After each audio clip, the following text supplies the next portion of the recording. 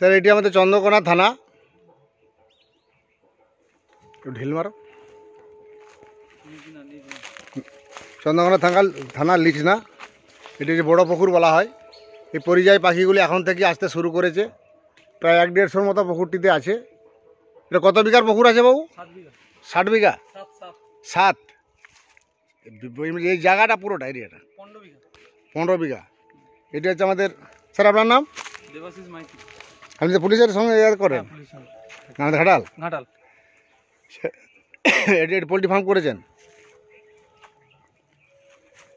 এই পুকুরটিতে। এরপরে শীতকালে কিরকম পাখি নামে? পুরো ভর্তি থাকে এখানে, হাজারের উপরে 2-2.5 হাজার। এবারে শীতকাল পড়ে যাচ্ছে, এবারে পাখিগুলি আসে আস্তে আস্তে আসতে শুরু করেছে এবার।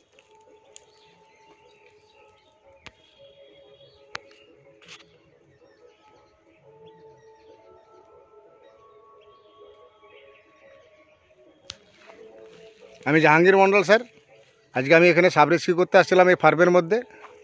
এসে দেখলাম এই পরিযায়ী পাখিগুলি এই ফার্মের ভিতরে একটি পুকুর আছে। এই পুকুরটিতে প্রত্যেক বছরই আসে, এবছর আসতে শুরু করেছে। এখন মোটামুটি 1-150 মতো আছে।